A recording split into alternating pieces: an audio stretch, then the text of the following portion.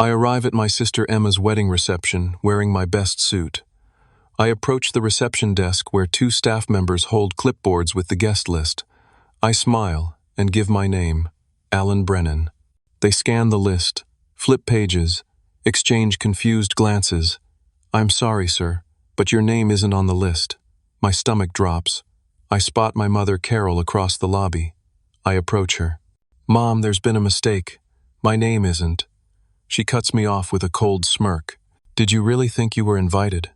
Strangers aren't allowed here." The words hit like ice water. I take a slow breath, keeping my voice steady. Then I'll live like a stranger. I turn and walk toward the exit, my footsteps echoing on marble floors. Behind me, I hear the ceremony music beginning. I pull out my phone in the parking lot and dial my attorney. "David, execute everything. Now."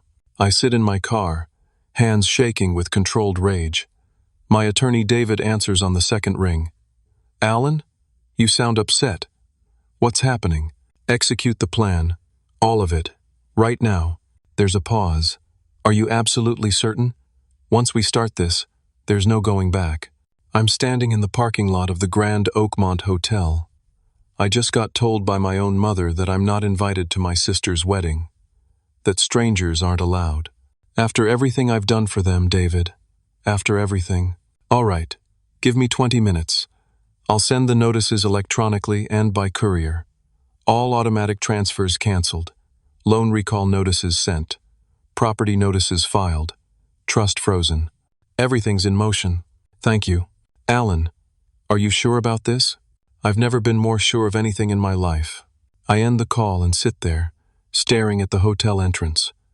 Through the glass doors, I can see guests in formal attire walking toward the ceremony hall. Inside that building, my mother is probably taking her seat. My sister is probably adjusting her veil, and neither of them wants me there. I start the engine and drive. Not home, not yet. I just drive through the city, letting the reality sink in. I'm 32 years old, a successful tech security consultant earning $230,000 a year. I own a condo in a good neighborhood. I drive a decent car. By any measure, I've made it. But my family has never seen it that way. My father died when I was 17. Car accident on Highway 40. He was driving home from a business trip. I was in the passenger seat. We were talking about college applications, about my future. Then a truck crossed the median. Dad swerved. The truck hit the driver's side. Dad died instantly. I walked away with a broken arm and nightmares that lasted years. My mother never forgave me for surviving when he didn't. She never said it directly, but I felt it in every interaction after that. The way she looked at me, the way she talked to me, like I was a constant reminder of what she'd lost. My sister Emma was only 12 then. She became the golden child, the one who could do no wrong. I became the scapegoat, the one who was blamed for everything.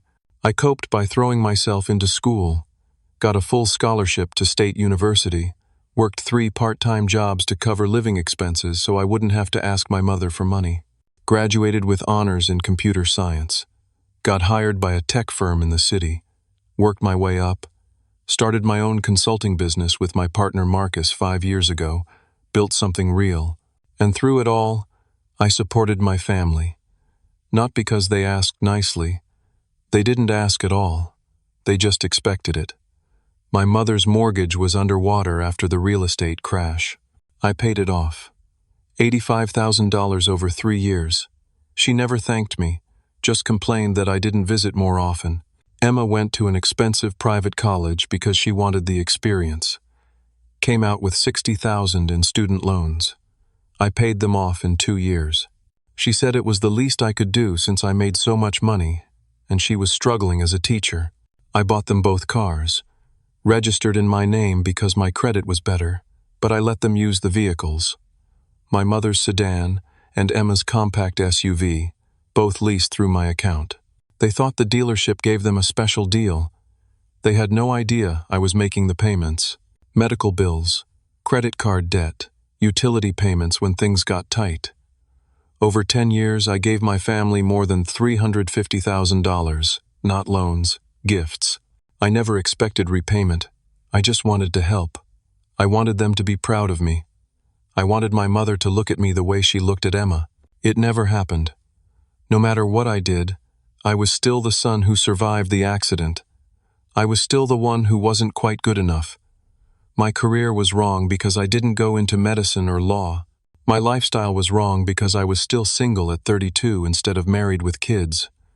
My priorities were wrong because I focused on work instead of family. 8 months ago, Emma got engaged to Brad.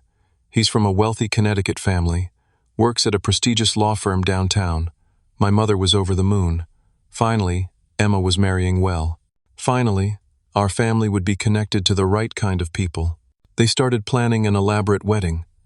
My mother asked if I could contribute. I didn't hesitate. I set up a trust fund through my attorney. $45,000 specifically for the wedding expenses. Venue, catering, flowers, photographer. I wanted Emma to have a beautiful day. I assumed I'd be in the wedding party. Best man, maybe. At least a groomsman. But the weeks went by, and Emma never asked. I finally brought it up. She got uncomfortable. Said Brad had a lot of friends from law school. His brother was best man. There wasn't really space. Fine. I understood. But I'd still be at the wedding, right? Another uncomfortable pause. She said, of course, she'd make sure I got an invitation. The invitation never came. I waited. 1 month before the wedding, I called Emma. She said she'd been meaning to talk to me. Mom thought it might be awkward having me there. Brad's family was very traditional, very image conscious. They wanted a certain aesthetic for the wedding photos and guest list. She was sorry, but maybe it was better if I sat this one out. I was stunned.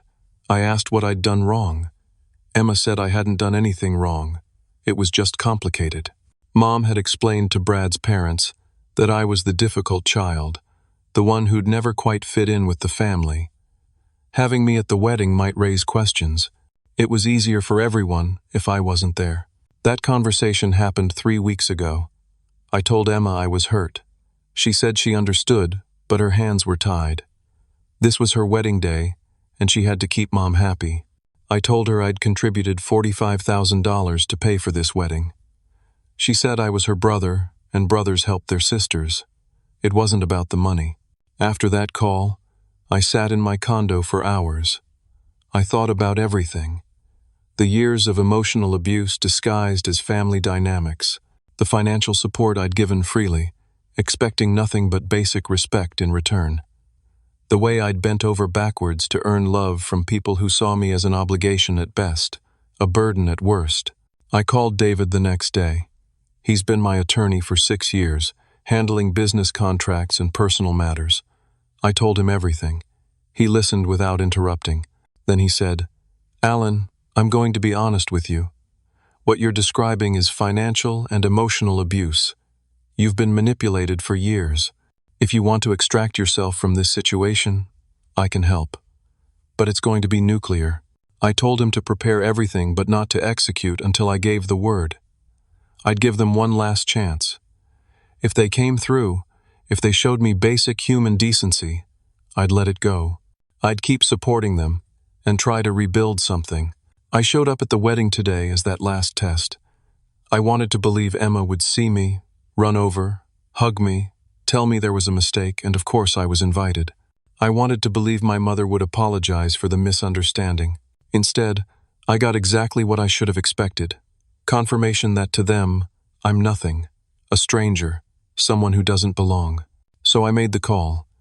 Inside that hotel, my mother's phone should be ringing right about now. The venue manager discovering that the $45,000 payment just bounced. The trust fund I set up is frozen by court order. My attorney included a clause that I could revoke the funds if necessary. It's necessary. All the automatic transfers I set up to my mother's bank account? Canceled as of today. The monthly $3,000 she's been receiving for the past 5 years? Gone. She never asked where it came from. She just spent it. The loans I gave them, all documented with promissory notes they signed without reading carefully, officially called in. They have 30 days to repay. The house my mother lives in? I bought it 5 years ago when she was facing foreclosure. I paid cash, $140,000. Put the title in my name because my attorney advised it for tax purposes. Let her live there rent-free. I just sent her a 30-day eviction notice. The cars they drive? Leased in my name. Repossession notices sent. They have 48 hours to return the vehicles. Everything I've quietly held together for years? I just released it all at once. The structure collapses without me holding it up, and I want them to feel exactly what I've been feeling. Excluded, unwanted, erased. My phone rings. Unknown number. I let it go to voicemail. Then another call. Another. I silence the phone and keep driving. By the time I get home 2 hours later, I have 15 missed calls and 23 text messages. I delete them all without reading. I pour myself a drink, sit on my balcony, and watch the sunset over the city. For the first time in 10 years, I feel light, free. The weight of obligation, of trying to earn love from people who will never give it, lifts off my shoulders. I know chaos is erupting at that hotel. I know my mother is panicking. I know Emma's perfect day is falling apart, and I feel no guilt, only relief. They taught me that strangers aren't allowed. So I'll live like a stranger. And strangers don't bail out families who reject them. I spend the weekend with my phone turned off. Saturday evening and all day Sunday, I stay in my condo. I cook meals. I watch movies. I sleep better than I have in months. There's a peace in knowing I've finally drawn a line. Monday, I go to work as usual. My business partner Marcus asks if I had a good weekend. I tell him it was productive. Tuesday afternoon, I finally turn my phone back on. It explodes with notifications. 53 missed calls, 37 voicemails, 89 text messages. I sit down and start going through them. The voicemails are chaos. My mother screaming, Emma crying, cousin Jennifer demanding to know what's wrong with me, Uncle Mark calling me selfish, Aunt Patricia saying I should be ashamed. I delete most of them without listening to the end. A few I save. Evidence, if I need it. The text messages are worse. Emma sent 20 in a row. The first few are confused. Alan, where are you? The venue says the payment bounced. Call me. Then angry. Are you serious right now? On my wedding day? Then hysterical. You've ruined everything. I hate you. My mother's texts are cold and calculated. I always knew you were spiteful. Your father would be ashamed. You've shown your true colors. Don't bother coming around anymore. You're dead to me. I'm about to put the phone down when it rings. Emma. I consider not answering. But I'm curious.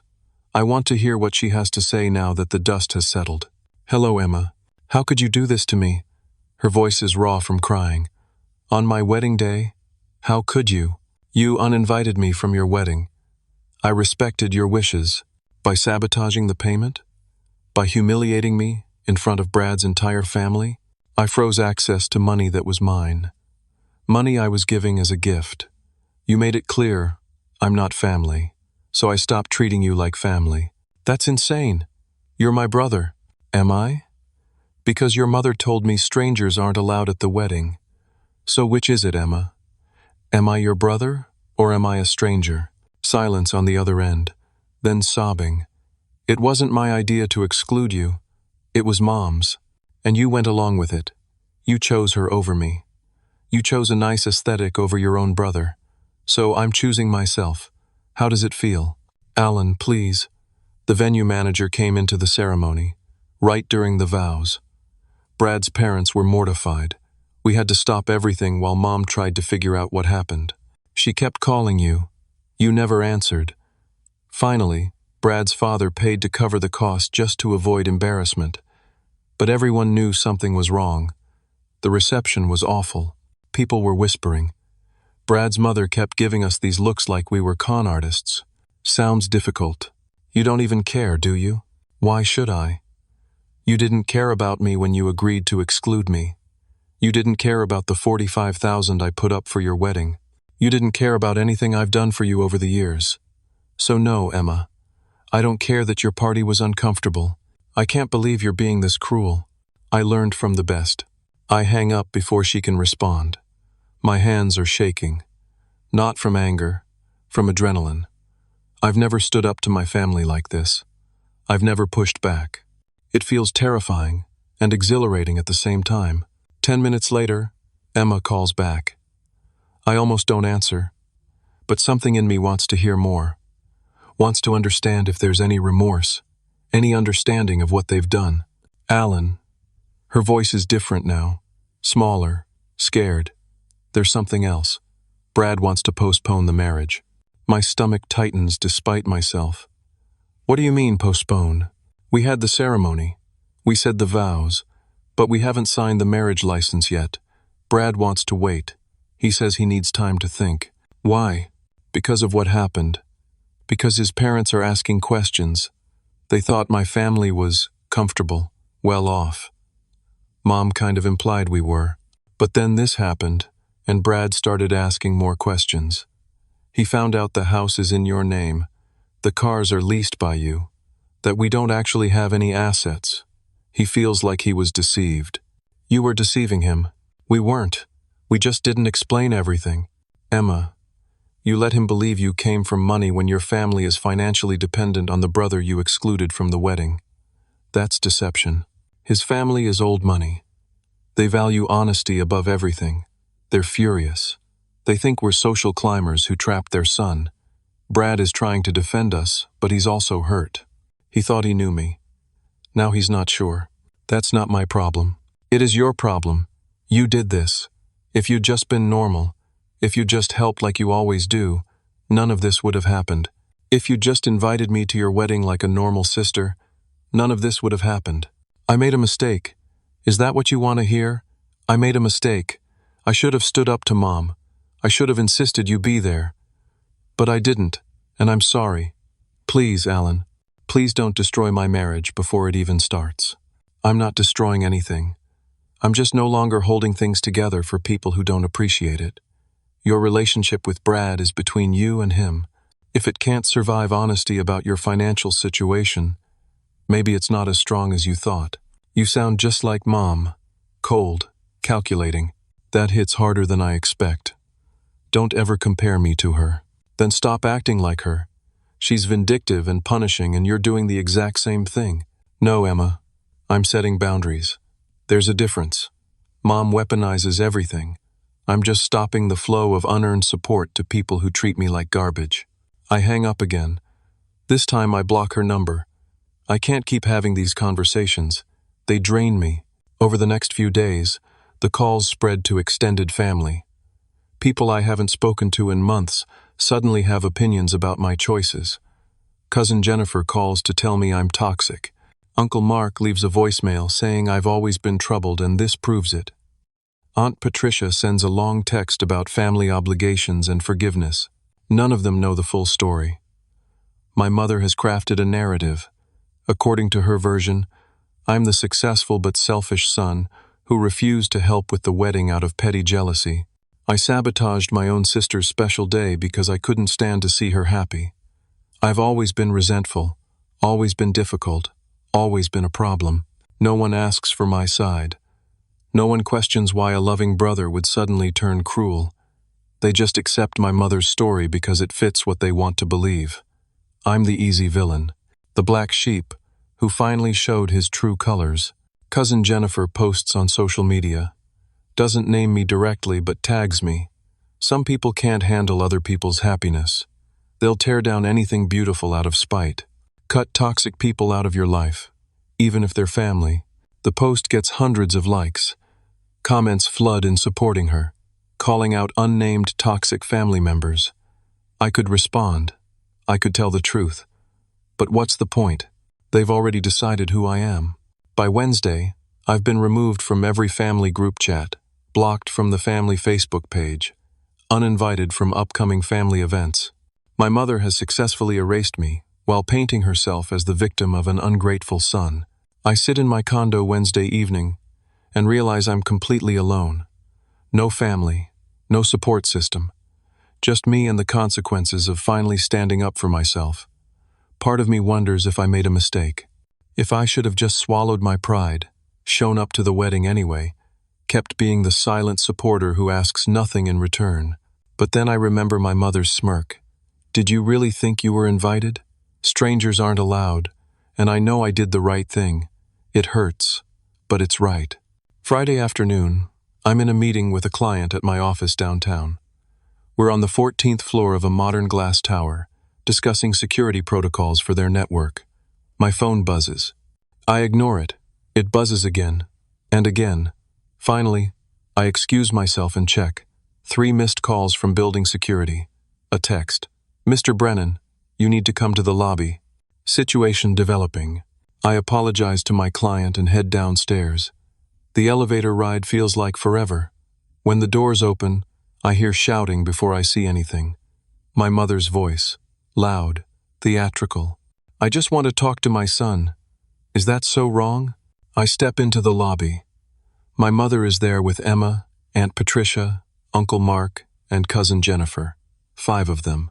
They're standing near the security desk, arguing with 2 guards who look professionally uncomfortable.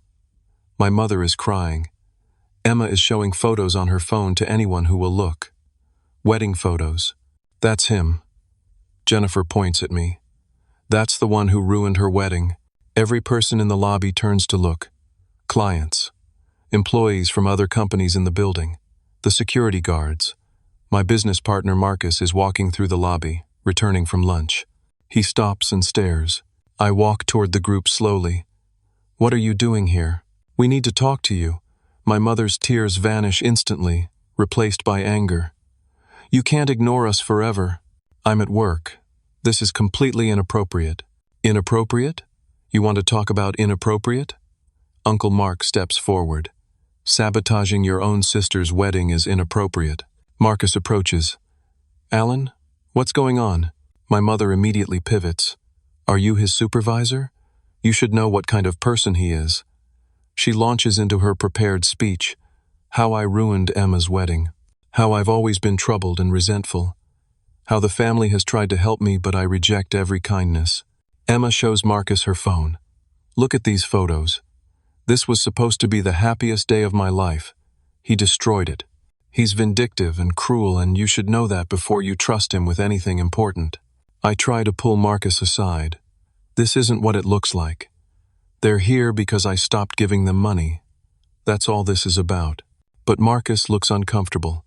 He's 60 years old, traditional values, family-oriented. The sight of a crying mother and a devastated bride is powerful. Alan, let's talk in your office. I'm in the middle of a client meeting. I'll handle the client. Go upstairs. I'll be there in a minute. The security guards escort my family out of the building. They're shouting threats as they leave. Jennifer yells something about posting this online. Aunt Patricia says I'll regret treating my mother this way. Emma just sobs dramatically. I go back upstairs, apologize to my client, and reschedule. Then I wait in my office for Marcus. He arrives 20 minutes later, looking troubled. Want to tell me what that was about? I explain. The wedding, the exclusion, the years of financial support, the decision to stop. Marcus listens without interrupting. When I finish, he leans back in his chair. Alan, I'm not going to tell you how to handle your family, but I need to know this isn't going to be a recurring problem. Our clients expect professionalism. What just happened downstairs? People saw that. People talk. I understand. I'll make sure it doesn't happen again. How? They know where you work. What's to stop them from coming back? I'll get a restraining order if necessary. Marcus nods slowly. Look, I believe your side of the story, but family stuff is complicated. Maybe you should try to reconcile. Sit down, talk it out. Whatever happened, they're still your family. They uninvited me from my sister's wedding and called me a stranger to my face. That's harsh. I get it. But maybe there's a way to fix this without all this drama. I realize Marcus is judging me. Subtly, but it's there. The assumption that family conflict must be partly my fault. That I should be the bigger person. That successful people don't have mothers screaming in their office lobbies. Monday morning, I get called to a meeting with the senior partners.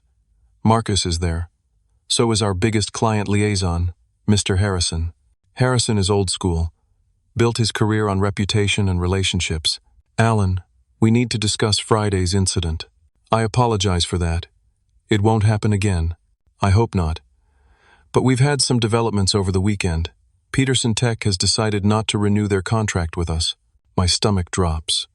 Peterson Tech is a $90,000 annual contract. It's one of our biggest clients. Did they give a reason? Harrison looks uncomfortable. They heard about the lobby incident. Then someone on their team looked you up online, found some social media posts about you, things your cousin posted. They don't want to be associated with drama. They value stability. Those posts are lies. My family is retaliating because I stopped giving them money. That may be true, but perception matters. Clients don't want their security consultant to have unstable family situations. They want someone reliable, professional, drama-free. Marcus adds, "We're not blaming you, Alan, but this is affecting the business. We need to figure out how to move forward. I'm working on getting a restraining order. That should prevent any more incidents." Harrison shakes his head. That might make things worse. Local news sometimes covers restraining order hearings. If your family goes to the media, frames this as son abandoning elderly mother, our name gets dragged into it. So what do you want me to do? Honestly, reconcile with your family, or at least make peace.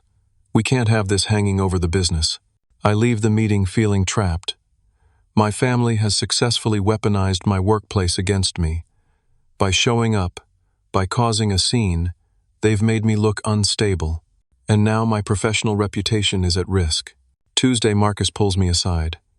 "Alan, I've been thinking. Maybe you should take some time off. Let things cool down. Come back when your family situation is resolved." "Are you firing me?" "No.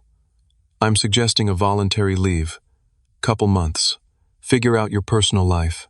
Then come back fresh." "I need to work, Marcus. I have bills to pay." "I know. But the business needs stability right now.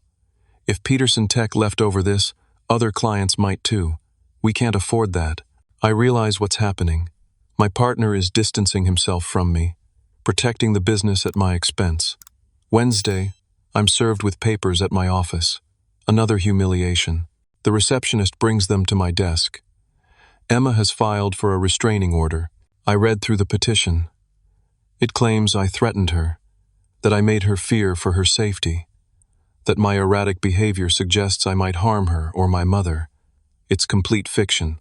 But there's a hearing scheduled for next Tuesday. I immediately call David, my attorney. He reviews the filing remotely. "This is a strategic move, Alan.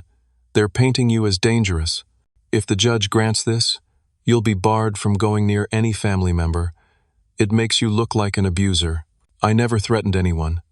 I have recordings of our phone calls." "Good. Bring everything to the hearing. But I'll be honest, these orders are easy to get, especially when the petitioner is a crying bride claiming her brother is unstable. Judges err on the side of caution." The following Tuesday, I take a half day from work and go to the courthouse with David. Emma is there with an attorney. Expensive suit, confident demeanor, someone Brad connected her with. I'm using David, who's competent but primarily handles business law, not family matters. The hearing is brief. Emma takes the stand first. She cries. Talks about being terrified of me. Claims my behavior has been escalating for years. The wedding sabotage was just the latest incident. She provides no specific threats, just vague statements about me being angry and unpredictable. David cross-examines. "Can you name one specific threat your brother made?" "He told me I'd regret excluding him." "When did he say that?" "On the phone after the wedding." "And did he specify what you'd regret? Did he threaten violence?" "He didn't have to. I could hear it in his voice." The judge is an older woman, probably late 50s. She seems sympathetic to Emma. I testify next. Explain that I never threatened anyone, that I simply stopped financial support after being excluded from the wedding. David plays a recording of my phone call with Emma. Nothing threatening in it. Just me explaining my boundaries. But the judge isn't convinced. "Mr. Brennan, I understand there's a dispute here, but Miss Brennan seems genuinely frightened. In the interest of safety, I'm going to grant a temporary restraining order. You must stay 500 feet away from Miss Brennan, your mother Carol, and the family residence. Order is valid for 1 year, unless modified. Do you own any firearms? No, Your Honor. Good. Order is entered. Next case. That's it. 5 minutes, and I'm legally branded as a potential threat. David was right. Strategic move to make me look dangerous. Now, when people Google my name, they might find this. Another weapon my family is using against me. That evening, I'm reviewing my finances, and I discover something I'd completely forgotten about. Years ago, my mother convinced me to add her as an authorized user on one of my credit cards. Just for emergencies, she said. I'd meant to remove her after a few months, but never got around to it. I checked the account. $15,000 charged in the past week. Hotels, restaurants, attorney fees, shopping. She's been on a spending spree. I call the credit card company immediately. I need to report unauthorized charges. What's the nature of the unauthorized use? My mother is an authorized user, but she's charging things I didn't approve. I'm sorry, sir, but if she's listed as an authorized user, those charges are considered authorized. You'd need to remove her from the account to prevent future charges. Remove her immediately, of course, but the existing charges are still your responsibility. I hang up, furious at myself for not thinking of this sooner. She's using my own credit to fund the war against me. Another $15,000 I'll have to pay off. My phone rings. Unknown number. I almost don't answer, but something makes me pick up. Alan Brennan? Yes? This is Sandra with Channel 7 News. We're doing a story about family estrangement and elder financial abuse. Your mother reached out to us. We'd love to get your side of the story. I hang up immediately. They're going to the media, painting me as the abuser. This is spiraling completely out of control. 2 months pass. October turns to November. The leaves change and fall. I'm living in a nightmare that keeps getting worse. Friday morning, I receive a certified letter at my office. I sign for it with a sense of dread. Inside is a civil complaint. My mother and Emma are suing me. The lawsuit alleges financial elder abuse, coercion, and fraud. I read through the legal language, my coffee going cold beside me. According to the complaint, I manipulated my mother into signing over the deed to her house. I forced loans on family members they didn't understand or agree to. I emotionally abused them for years, using money as a tool of control. I abandoned my mother in her time of need, leaving her destitute and vulnerable. They're seeking $500,000 in damages, plus recovery of the house, the cars, and all assets, plus attorney fees, plus punitive damages for my malicious conduct. I immediately call David. He tells me to come to his office with all my documentation. I spend the weekend there, going through boxes of files, every bank transfer, every loan agreement, every email and text message. We build a defense, but David looks worried. Alan, this is serious.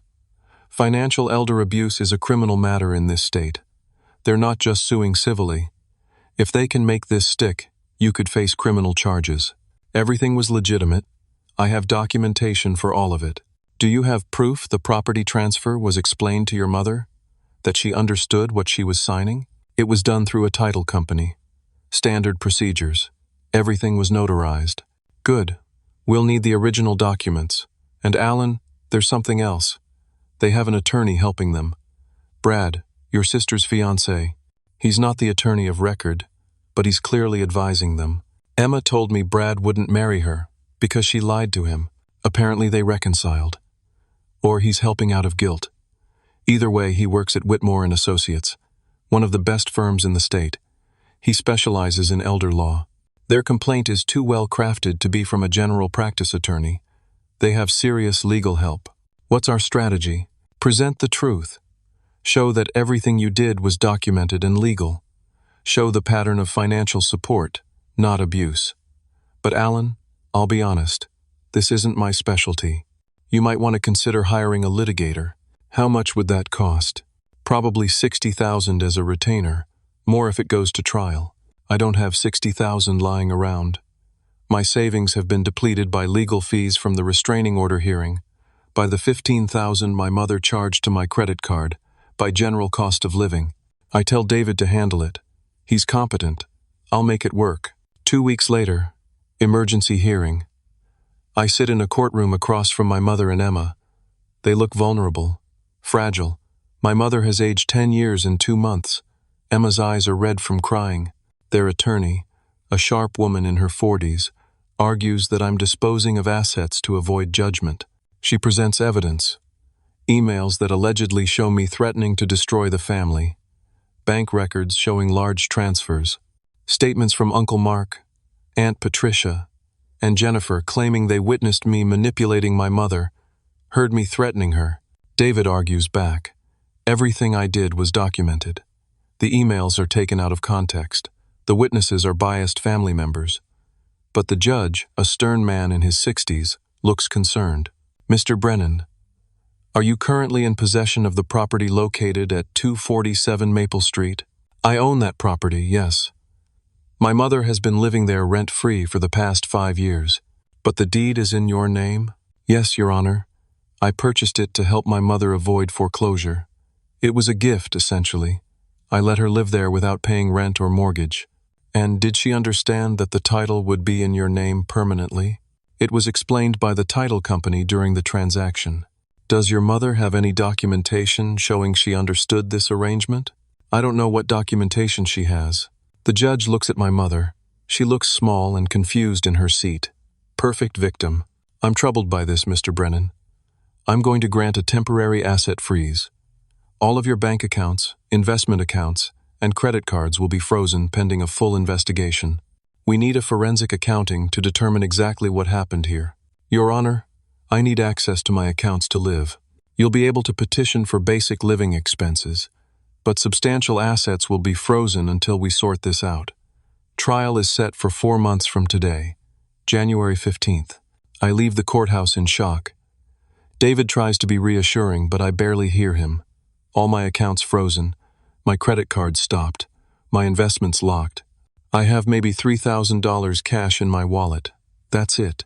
Over the next week, I learn what frozen assets really means. My mortgage payment bounces. My condo association sends a warning. My car lease payment fails. My phone bill, my utilities, everything on autopay stops working. I move out of my condo. Can't pay the mortgage. The bank will foreclose eventually anyway. I find a studio apartment in a rough neighborhood. $600 a month, cash only. The landlord barely asks questions. I sell my furniture for cash. My expensive TV, my nice couch, my bed frame. Everything goes for whatever I can get. I cancel my cell phone plan and get a prepaid phone. $35 a month. I walk everywhere or take the bus. The car gets repossessed after 2 missed payments. I survive on rice, beans, and ramen noodles. My weight drops from 185 to 168 in 6 weeks. Marcus calls and asks to meet for coffee. I already know what's coming. We meet at a diner near my new apartment. He looks uncomfortable. Alan, I'm sorry to do this, but Harrison gave us an ultimatum. The restraining order, the lawsuit, clients asking questions. It's affecting business. We need to buy you out of the partnership. You're forcing me out? We're offering to buy your half. $50,000. I know it's less than it's worth, but it's fair given the circumstances. My half is worth at least $200,000. In normal circumstances, yes. But right now, having your name on the business is a liability. Clients are nervous. $50,000 is what we can offer. I don't have a choice. I need money desperately. Legal fees are piling up. David needs to be paid. I accept the offer. The check goes directly to David to cover what I already owe him and put him on retainer for the trial. I'm now unemployed, essentially broke, and fighting a lawsuit that could take everything else. The discovery process is brutal. Their attorney demands every document, every email, every text message from the past 15 years. I provide everything. Then I see what they've provided. Forged documents. Papers with my signature that I never signed. Dates altered on legitimate documents to make everything look suspicious. I show David. He brings in a handwriting expert, but it costs $3,000 I don't have. I borrow from a friend. The expert confirms some signatures are forged, but can't definitively prove it in a way that will hold up in court without more expensive testing. We need forensic document analysis, full paper analysis, ink dating, computer forensics if any were digitally altered. It's going to cost at least $20,000. I don't have $20,000. Trial is approaching and I'm defenseless against manufactured evidence. The deposition process is worse. Their attorney is aggressive, questions every choice I've made for 15 years. My struggles in school after Dad died become evidence of learning disabilities that affected my judgment. My career success becomes obsessive need for control through wealth. My generosity becomes manipulation tactics. Extended family members give depositions. Uncle Mark testifies that I always seemed unstable. Aunt Patricia recalls me being withdrawn at family gatherings. Jennifer says I was always resentful of Emma. Every normal behavior reframed as evidence of something sinister. I give my deposition. 5 hours of hostile questioning. Every answer twisted. David objects repeatedly, but the damage is done. They're building a case that paints me as a calculating abuser who spent years manipulating a vulnerable widow. By December, I'm working part-time at an electronics repair shop. Cash under the table, $12 an hour. I fix phones and tablets. The owner doesn't ask questions. I live on $900 a month. Rent, food, phone, bus fare, nothing else. I've lost 60 pounds. I haven't slept properly in months. I see David once a week to prepare for trial, but I can tell he's worried. Without money for expert witnesses, without resources to fight their manufactured evidence, we're going to lose. Trial starts January 15th. I'm ready to lose everything. January 15th arrives cold and gray. I stand outside the courthouse in a borrowed suit. David lent it to me because I sold all my good clothes months ago. It doesn't fit quite right. I look like what I am, a man who's been broken down to nothing. I've been living in that studio apartment for 4 months now, $600 a month plus utilities, working at the repair shop, making barely enough to survive. My weight is down to 150 pounds. I see myself in bathroom mirrors and don't recognize the person looking back. Hollow eyes, sharp cheekbones, the physical manifestation of defeat. David meets me on the courthouse steps. He's still being kind, still working for reduced rates, but I owe him $40,000 now. Money I'll never be able to pay unless I rebuild my entire life, which seems impossible given that I'm about to lose this trial. Ready? He asks. Does it matter? Alan, we're going to present the truth. That's all we can do. The truth hasn't mattered so far. We go inside. The courtroom is smaller than I expected. My mother sits at the plaintiff's table with Emma and their attorney. Mother looks frail, wearing a simple gray dress. Emma looks sad and worried. Perfect victims. I'm the villain in an expensive borrowed suit that doesn't fit. The jury files in. 12 people who will decide my fate. 6 men, 6 women, various ages. They look at me with curiosity and something else. Suspicion, maybe. They've already heard pre-trial publicity. Local news covered this case. Successful son accused of elder abuse. My face on TV, my name in papers. Presumed guilty before we even start. Opening statements begin. Their attorney is polished and compelling. She tells a story of a vulnerable widow who lost her husband tragically, a son who blamed himself for surviving the accident and channeled that guilt into control. Years of manipulation disguised as generosity. A mother who didn't realize she was being abused until her son abandoned her. A daughter whose wedding was sabotaged out of spite. A family destroyed by one man's need for power. The jury is captivated. I watch their faces. They believe it. Of course they believe it. It's a good story.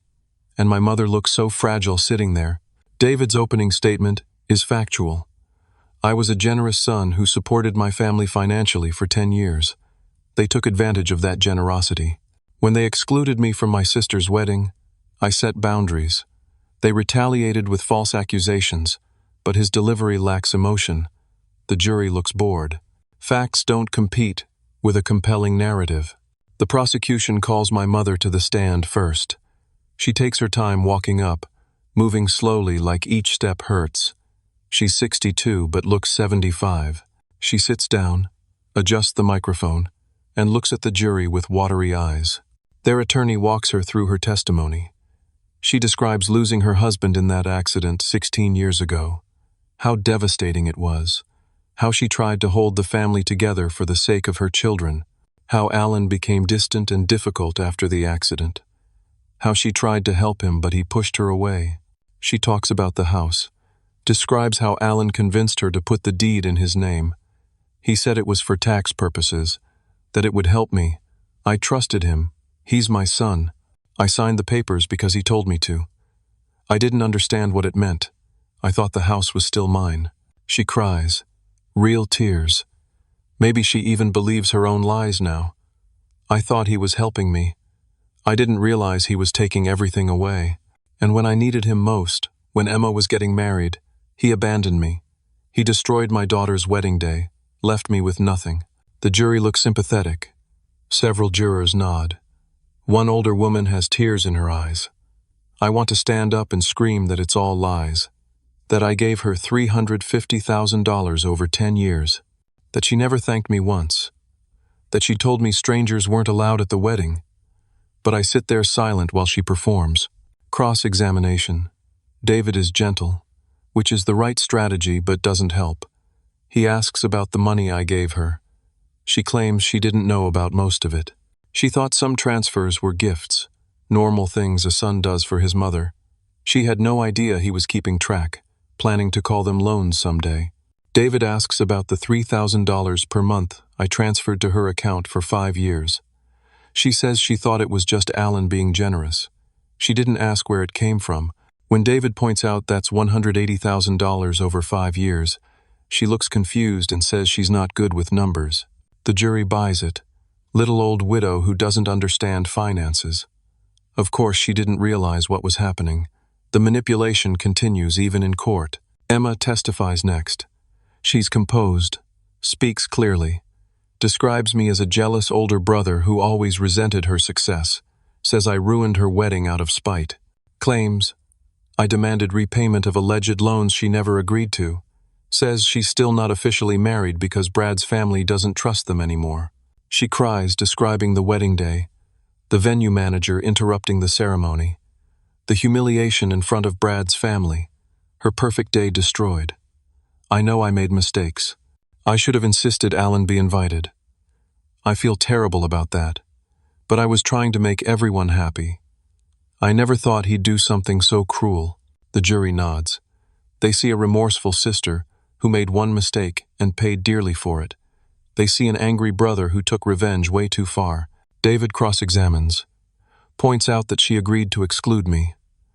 Emma admits it but frames it as a momentary lapse in judgment. I was stressed about the wedding. Mom said it would be easier if Alan wasn't there. I shouldn't have listened, but that doesn't excuse what he did. Extended family testifies. Uncle Mark, Aunt Patricia, Cousin Jennifer. Each one describes me as troubled, distant, resentful. They paint a picture of someone who never fit in, who always seemed angry beneath the surface. None of them knew about the $350,000 in support because Mother never told them. So from their perspective, my story sounds like excuses from an angry man. Their forensic accountant testifies. Professional, credible, says all the right things. Points out that I kept the property deed in my name, says it's consistent with financial manipulation patterns. Notes that I made myself authorized on Mother's accounts. Says victims of financial abuse often don't realize what's happening until the abuser withdraws support. David cross-examines, but the accountant is too polished. Jury trusts experts. Another nail in my coffin. A handwriting expert testifies that the documents appear authentic. I know they're forged, but the expert says no evidence of forgery, either incompetent or paid to lie. I'll never know which. Jury believes the expert. Why wouldn't they? End of day 3. Prosecution rests their case. David pulls me aside in the hallway. People walk past us, lawyers and litigants in other cases, the machinery of justice grinding forward. Alan, I need to be honest with you. We're losing badly. The jury believes them. They have multiple witnesses, experts, and most importantly, they have sympathy. You're the successful son who looks like a bully. Everything we present sounds like excuses. So what do we do? I think you should consider settlement. What does that mean? Give them the house. Forgive all the money they owe you. Walk away with nothing. In exchange, they drop the lawsuit. No judgment against you. You start over from zero, but at least you're not buried in debt. So they win. They get everything. The house I bought, $350,000 I gave them, and they face no consequences for the lies. Yes, that's exactly what it means. But Alan, if this goes to verdict, the jury might award them the $500,000 they're asking for, plus attorney fees, plus punitive damages. You could end up owing them $700,000 or more. You'd have to declare bankruptcy. It would destroy you completely. I sit down on a courthouse bench. People stream past. Other people with their own problems, their own battles. I'm just one more person whose life is falling apart in this building. Let me think about it. Trial resumes tomorrow morning. We present our case. But I'm telling you now, it's not going to be enough. Without expert witnesses we can't afford, without resources to fight their evidence, we're going to lose. Settlement might be your best option. I go back to my studio apartment that night, sit on the cheap mattress on the floor, eat ramen noodles from a styrofoam cup. Think about how completely I've been destroyed. I tried to stand up for myself.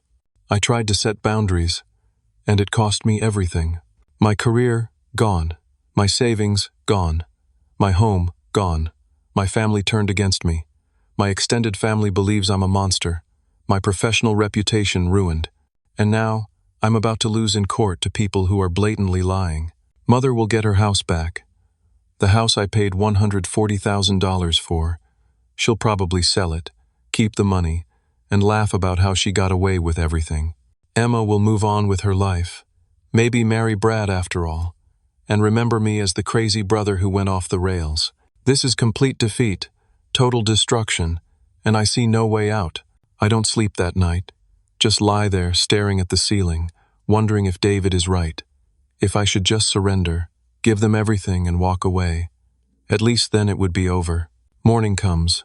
I drag myself out of bed, shower in the tiny bathroom, put on the borrowed suit, walk to the courthouse because I can't afford the bus fare today. I need every dollar I have left. This is as low as I've ever been, as low as I can imagine being, and I have no idea how to climb back up. David meets me outside the courtroom.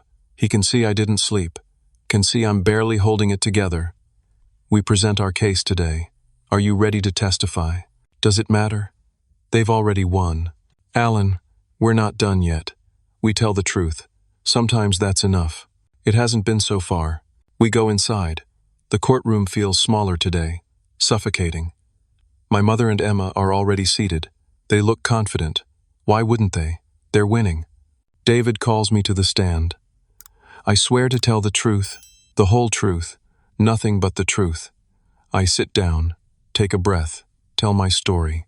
I describe my father's death, the accident, the years after when my mother blamed me for surviving, how I became the scapegoat for everything wrong in the family, how I worked multiple jobs in college to graduate debt-free, how I built a successful career despite everything. I describe wanting to help my family, paying off my mother's mortgage, $5,000, paying Emma's student loans, $60,000, buying them cars, covering medical bills and living expenses. I pull out bank records, show every transfer, $350,000 over 10 years. I explain the house.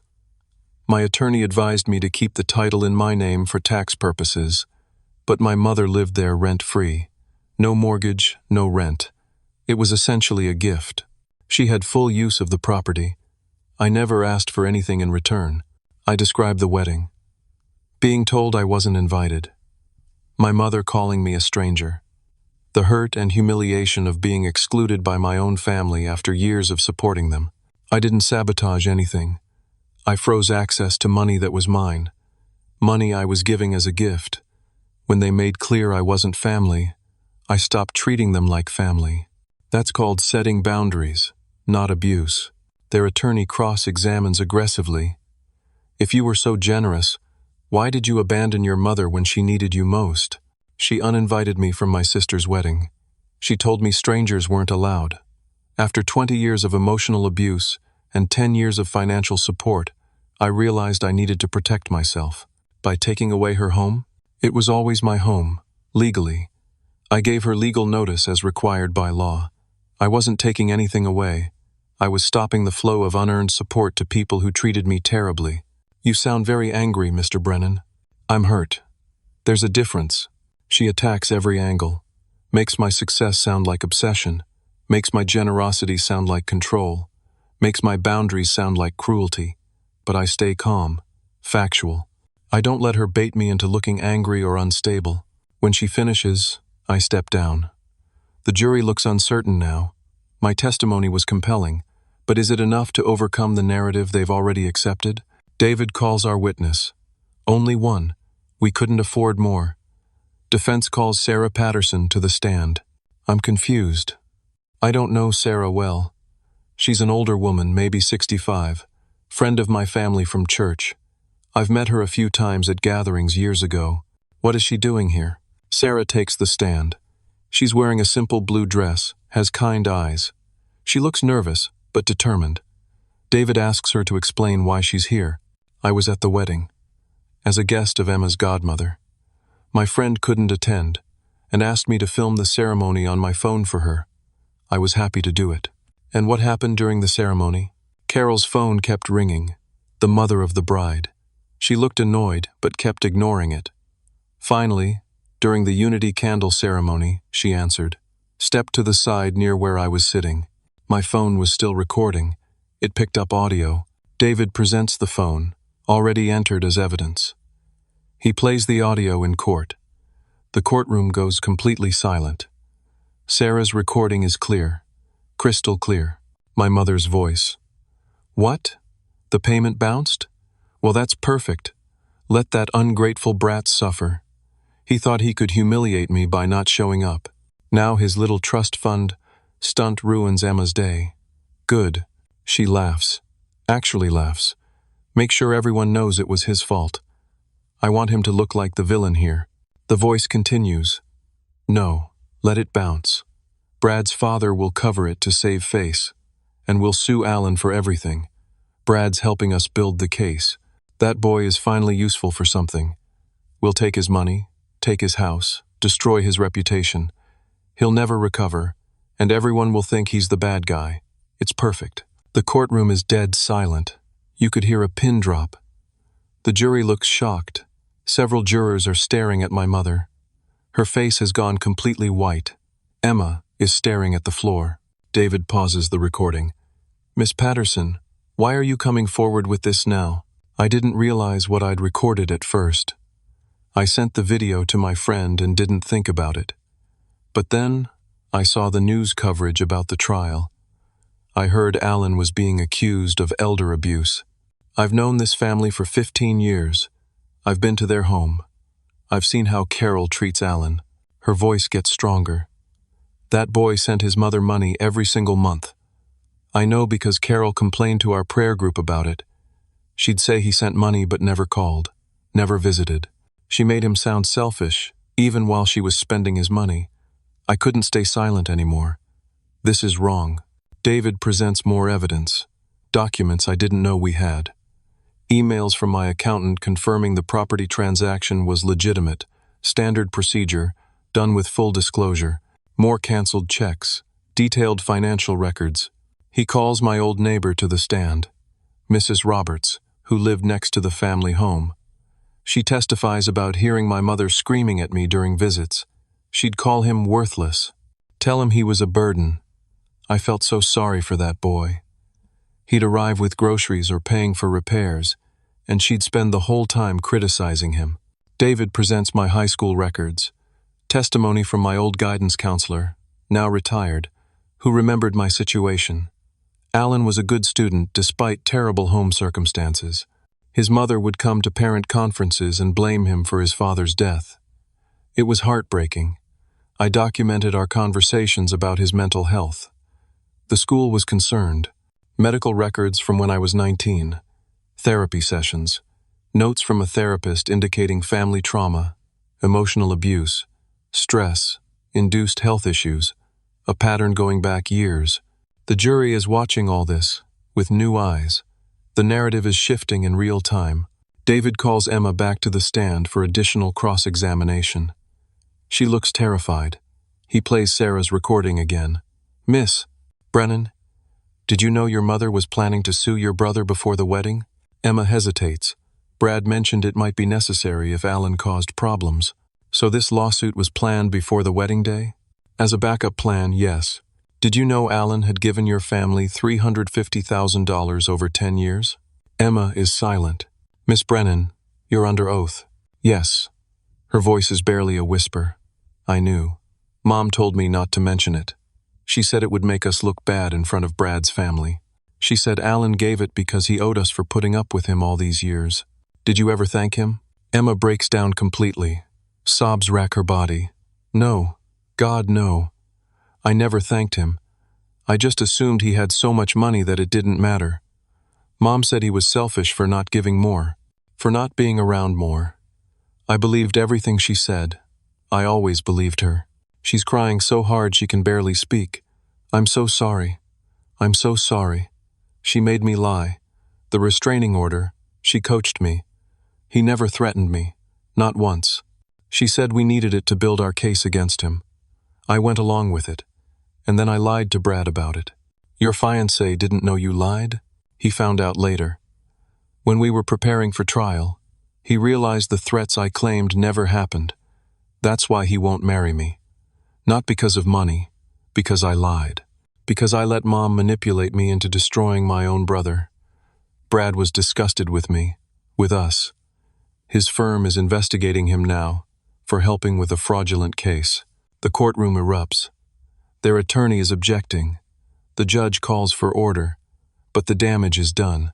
Emma's complete breakdown is devastating to their case. The jury sees a manipulative mother and a weak daughter who finally cracked under the weight of lies. David presents more evidence. Documents showing my mother embezzled from my father's business before he died. $65,000. My father had discovered it, filed for divorce. He died in the accident before the divorce was finalized. Police reports from the accident I've never seen. Mother controlled all that information when I was 17. Witness statements suggesting the car might have been tampered with. Investigation was closed due to lack of evidence, but suspicions remained. Brake lines that appeared compromised. David doesn't directly accuse my mother of anything. He doesn't have to. The implications hang in the air. The jury looks at my mother with horror, wondering if she's capable of even worse than what she's already proven. Finally, David drops the last bomb. Brad has been suspended from his law firm, ethics violations. He helped my family build a case, knowing evidence was falsified. He withdrew once he learned Emma lied about the threats, but by then he'd already helped manufacture evidence. The state bar is investigating. His career might be over. Emma, is it true that your relationship with Brad ended because of your lies? Yes. He said he can't trust me. His family won't speak to me. The wedding happened, but we never signed the marriage license. We're not married. I lost him because of what Mom convinced me to do. Full circle. The lawsuit that was supposed to destroy me is destroying them instead. The jury deliberates. I sit in the hallway with David, not daring to hope. Sarah Patterson sits with us. You did the right thing coming forward, I tell her. Someone had to. Your mother has fooled people for too long. She's not the victim she pretends to be. 90 minutes later, the jury returns. We file back into the courtroom. The forewoman stands, reads the verdict. We find in favor of the defendant, Alan Brennan, on all counts. The plaintiff's claims of financial elder abuse, coercion, and fraud are without merit. Furthermore, we find that the plaintiffs committed fraud, perjury, and abuse of process in bringing this lawsuit. We award Alan Brennan $275,000 in damages plus legal fees. The judge adds his own statement. I don't often do this, but the court wishes to note that what happened here represents a serious abuse of the legal system.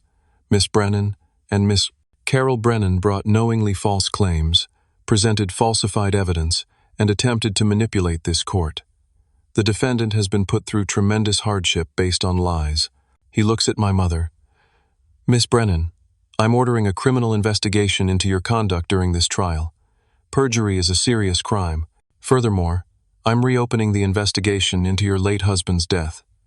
The evidence presented suggests circumstances that warrant review. He orders my mother to vacate the property within 30 days, orders them to pay all my legal fees, orders them to have no contact with me. Then he does something unexpected. He issues a warrant.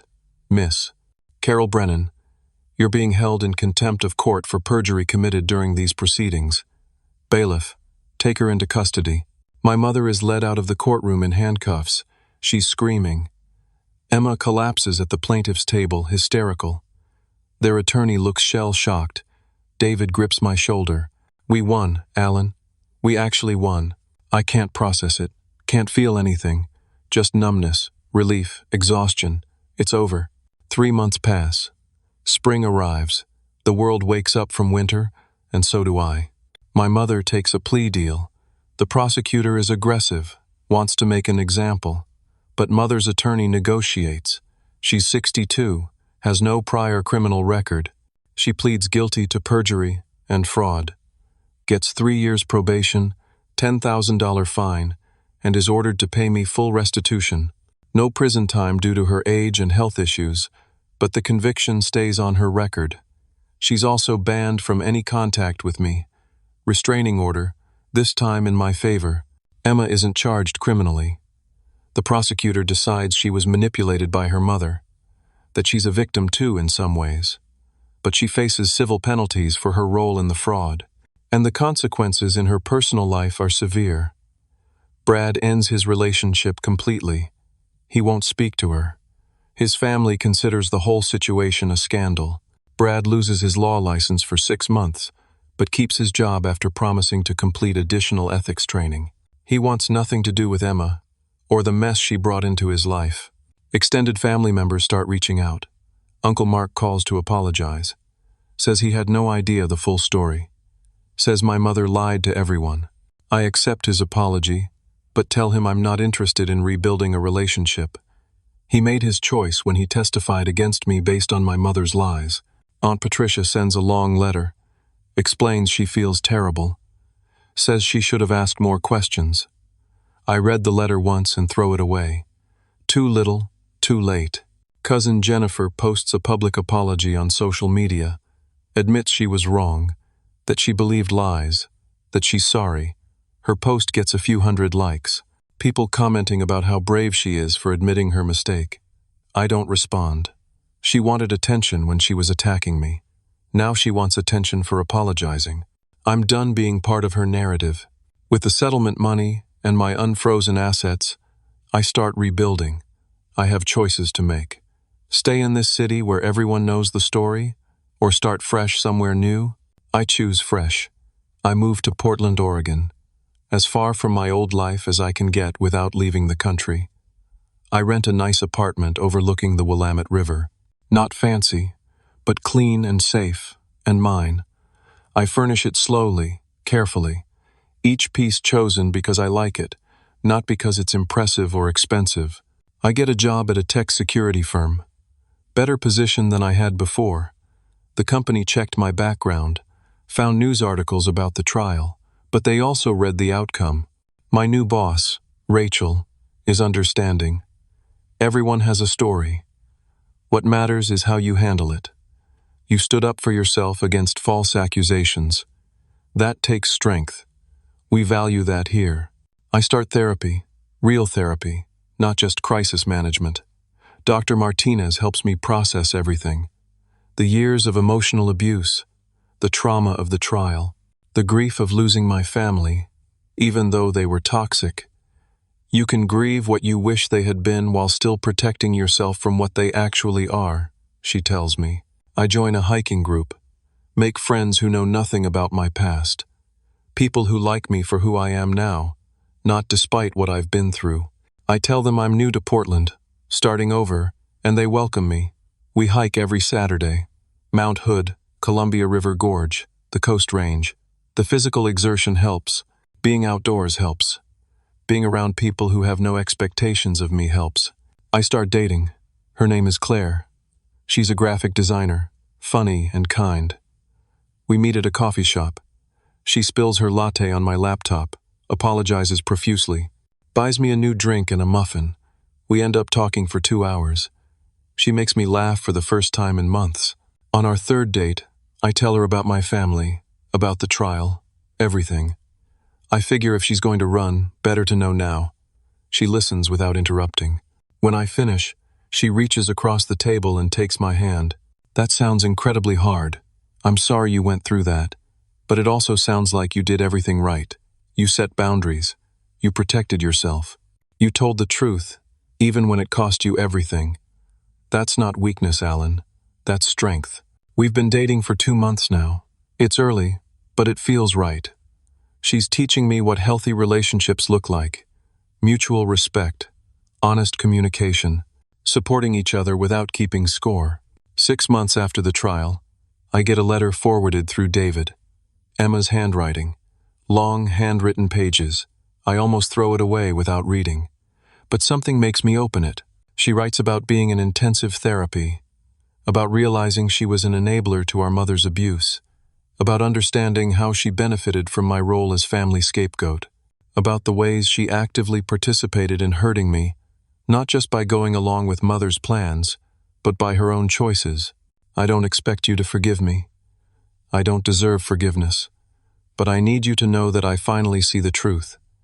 You were the strongest person in our family, and we punished you for it. You were generous, and we took advantage. You set boundaries, and we attacked you. Everything you did was right, and everything we did was wrong. I'm sorry. I'm so deeply sorry. I understand if you never want to speak to me again. I just needed you to know that I finally understand what we did to you. I read the letter 3 times. Feel nothing at first. No anger, no sadness, just distance. Then something shifts. Not forgiveness exactly, but acknowledgement. She's trying to grow. That's something. I write a brief reply through David. I received your letter. I appreciate your apology, and I hope you find peace. But I don't want a relationship. I've moved forward with my life, and I need to keep that boundary for my own health. I wish you well.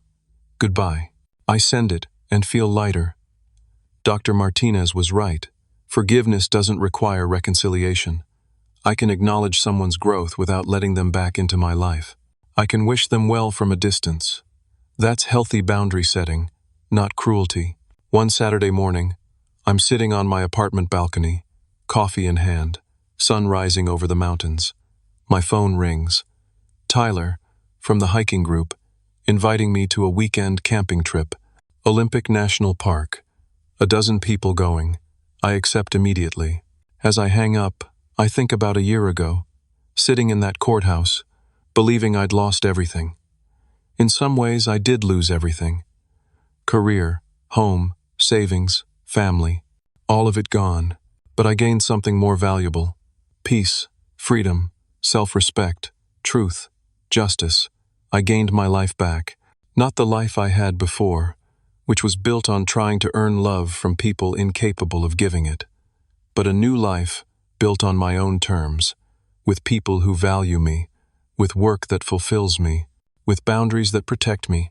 I'm not the same person I was a year ago, that Alan was still hoping his family would change, still believing that if he gave enough, did enough, sacrificed enough, they'd finally see his worth. That Alan was trapped in a cycle of abuse he couldn't recognize. This Alan knows better. This Alan understands that sometimes the people who hurt you most are the ones you're born into. That blood relation doesn't entitle anyone to abuse you. That walking away from toxicity isn't selfish. It's survival. That real family is chosen, not assigned. I finish my coffee. Look at the mountains in the distance. Think about the weekend camping trip, the hike this afternoon, dinner with Claire tonight. My life is full of things I chose, people who chose me back, experiences that bring joy instead of obligation. The hardest lesson I've learned is that sometimes you have to lose everything to gain yourself. Standing up for yourself costs something. Walking away from family costs something. Setting boundaries costs something. For me, it cost my career, my savings, my home, and a year of hell. But living in chains costs more. Living to serve people who hate you costs more. Accepting abuse because you're afraid of being alone costs more. I paid a high price for my freedom. But freedom, it turns out, is worth everything. I grab my hiking boots, lock my apartment door, head out to meet my friends, people who actually want me around. As I walk down the street, spring sun warm on my face, I realize I'm smiling, really smiling. The kind of smile that comes from deep inside, from a place of genuine contentment. I'm finally free, and that freedom is worth every single thing I paid for it. People used to tell me that family comes first, that blood is thicker than water, that you should always forgive, but I've learned something different. You don't owe your life to people who make you miserable.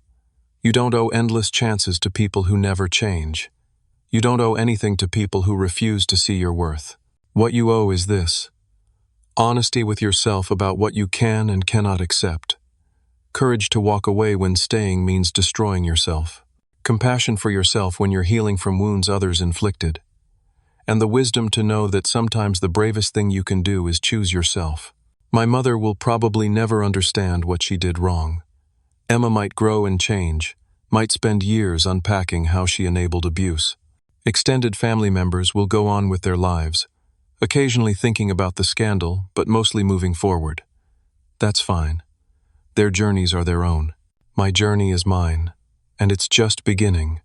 Not the life I planned, not the family I wanted, but a life built on truth instead of lies, on respect instead of obligation, on joy instead of duty. That's enough. That's more than enough. That's everything. I've learned that you can't change people who don't want to change. You can't earn love from people who don't know how to give it. You can't fix dysfunction that's been decades in the making. But you can change yourself. You can choose differently. You can build something new from the ashes of what burned down. And sometimes, against all odds, truth wins. Not because the world is fair, but because you refuse to stop fighting for it. I want to ask you something. Have you ever had to walk away from toxic family members, even when it cost you everything? How did you find the courage to choose yourself over obligation? Share your story in the comments below. Your experience might help someone else who's struggling with the same choice right now. If this story resonated with you, if it made you think about your own boundaries and relationships, please hit that like button. Subscribe to hear more stories about overcoming difficult situations and finding strength you didn't know you had. And share this video with someone who might need to hear it. Sometimes knowing you're not alone makes all the difference. Thank you for listening to my story. Thank you for being here. I hope wherever you are in your own journey, you find the courage to choose peace over chaos, truth over lies, and yourself over people who refuse to value you. You deserve better. We all do. Take care of yourself out there.